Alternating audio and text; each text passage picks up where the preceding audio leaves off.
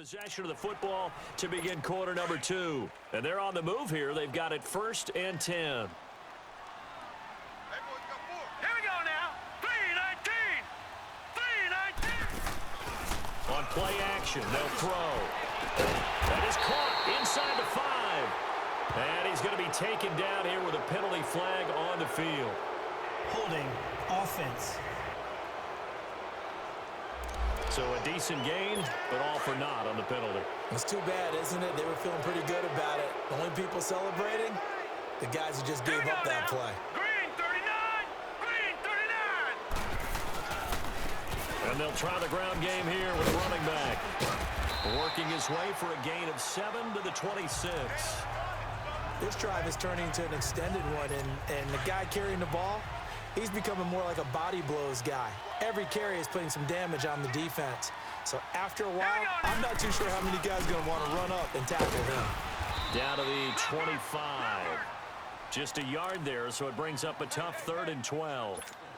Another scouting report on him is that he doesn't possess the eye discipline to be an elite linebacker. And what that means is his ability to read, react, and make a play. But on that one, he looked like one of those guys. And that is incomplete. Sometimes the coverage is so good, no matter what you're doing on offense, you just can't shake anyone free. They try their best to find someone open, but they took away every passing alley, every angle, and shut the play down. And the 13-year man puts it through, and they are on the board, but still trailing. It's 7-3.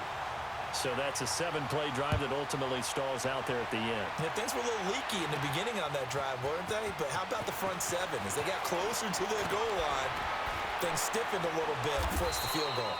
And he'll take this across the 25, couple extra yards, up to the 27-yard line. And Pittsburgh getting set to take the field. And for them, a touchdown their last go-around. Obviously, they'll be hoping to do that again. And when you start plotting for this drive, when you start thinking to yourself, okay, what are we going to do? You don't go away from what you did before because that worked, but you have to be prepared for wrinkles and counters because you know they'll make some adjustments. And he'll be brought down by the Colts. Brandon, if I'm an offensive coordinator and I see an all-out rush like that, I file it away because I'm going to use their aggressiveness against them as this game goes on. I'm going to hit them with a screen soon. They'll drop to throw. And that is incomplete. Even without a ton of pressure in his face, it just shows how difficult it is to pick apart his own defense. Those guys are sitting back, and they're not playing receivers as much as they're playing the eyes of the quarterback and when he delivers the ball. Now on 3rd and long, they'll look to throw. He's going to let this one go deep. And got his man complete.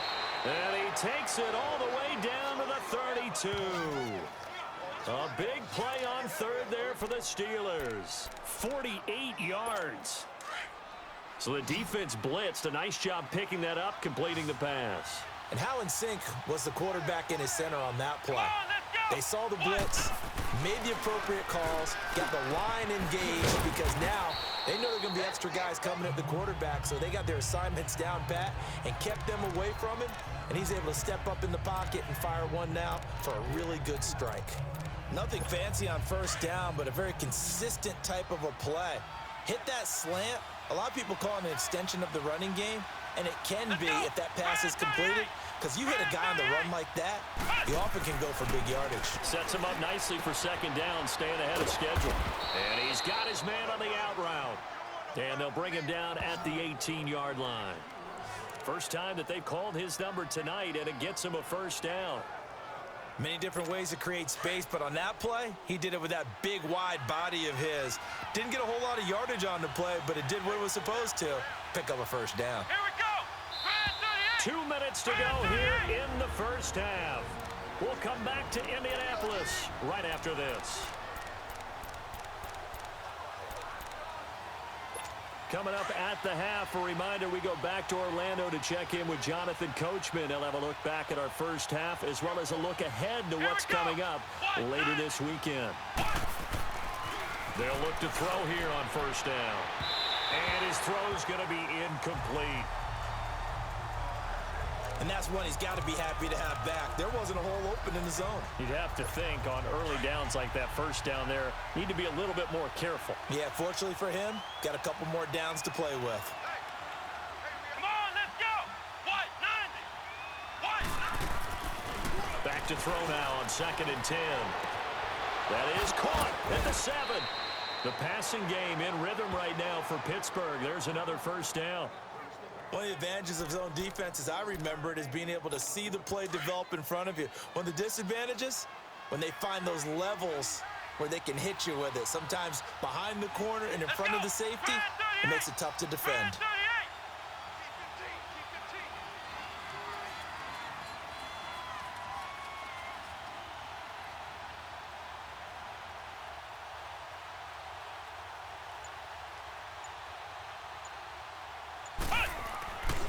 They'll look to throw again. And caught in the end zone. Touchdown, Steelers. As his guys are in for 6. And the Steelers are going to add on to their lead. As far as tight ends go, if you get 3 or 4 touchdowns in a season, that's usually counted as a pretty good year. And CD, he just hit double digits. That's 10 touchdowns for him now. Yeah, and that's something you really have to applaud. That's elite level production. Extra point forthcoming.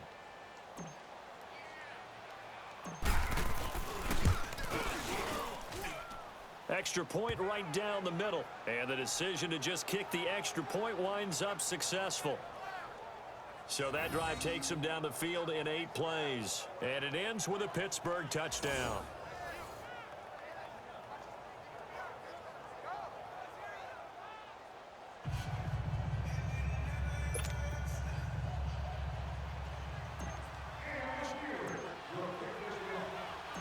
The kickoff unit is out on the field, and they will send this one away. That'll be taken in the end zone. And he won't return this one. He'll go down to a knee, and they'll start at the 25. The Colts now, their offense works their way back onto the field. And tough to win games if you're going field goal, field goal, field goal here. They got field goal last time. Now they'll be looking for a touchdown. They're looking for the big chunk now because, as you noted, the field goal, field goal, field goal way of doing it makes it that much harder and puts more pressure on every possession for you now. Go ahead and get 6 and feel a lot more comfortable about the position they're in. Bigger chunks. We'll see if they can get the score. Pressure comes, and the Steelers take him down. Now the Colts moving quickly here in the hurry-up offense.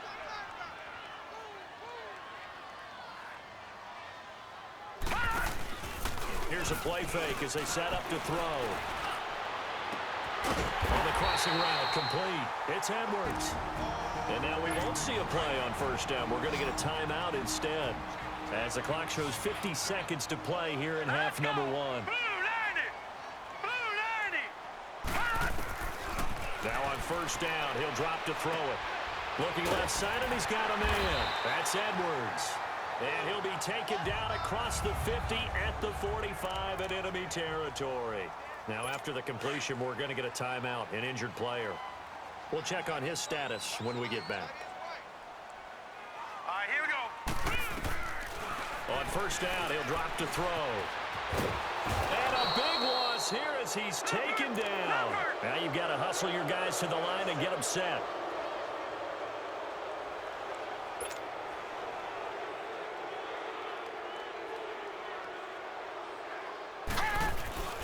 Off the play fake, he'll look to throw.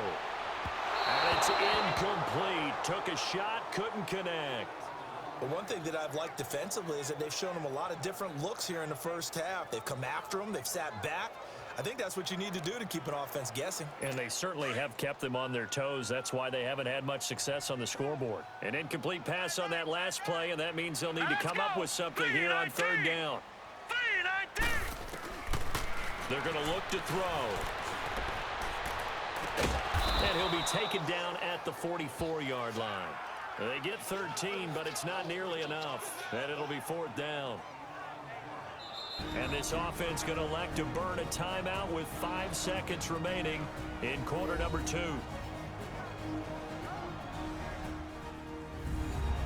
And we're back. The offense had a chance to talk things over. We'll see what they come up with here on this next play. And likely time for one final play here in the half, so they will go for it on 4th down. They'll throw now on the final play. And this will be incomplete. 1 second left to go. The Colts unable to convert here on 4th down. And this Steeler defense able to come up with a stop. Everyone gears up for 3rd down, talks about the importance of it. But 4th down, that's truly the moment of truth play, isn't it? Everything's dialed up a little bit more. And, it's such a momentum play, isn't it? Absolutely, because it can flip either way depending on who converts on 4th down.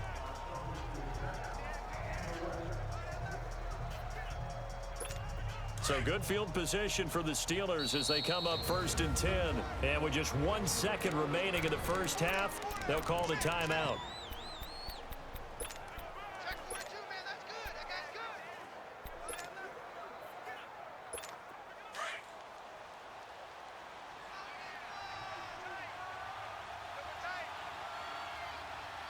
Let's go.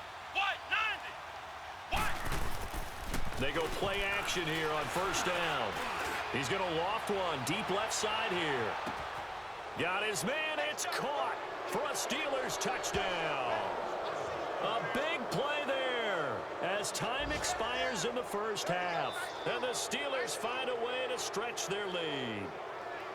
And just before the half ends, the prayer is answered. Defensively, a disaster there. I know often we're surprised when this actually works. I mean, the excitement level goes way up, but maybe we shouldn't be, because I know as a defender, you've got to play the ball in this situation, but you can't interfere with the receiver because, remember, it's a spot foul, and it'd be 1st and goal if it happens in the end zone, and you don't want to give up that play, and that little bit of hesitancy often works really well for offensive guys. Extra point attempt to follow here.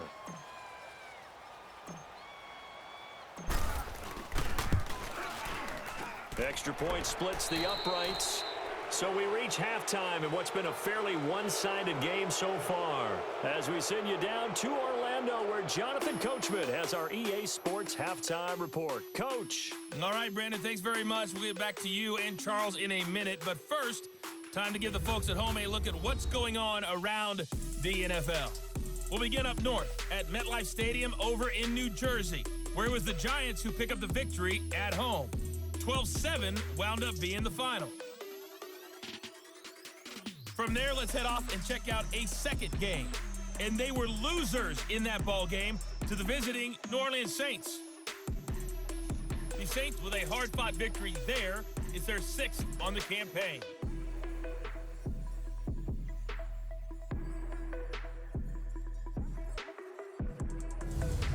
Meanwhile, in our game, it's been a back-and-forth first half. Who can put it together in the second half?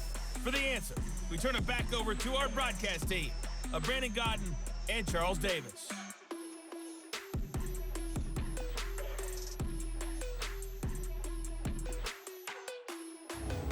All right, Coach, thank you, and we welcome everyone back for quarter number 3.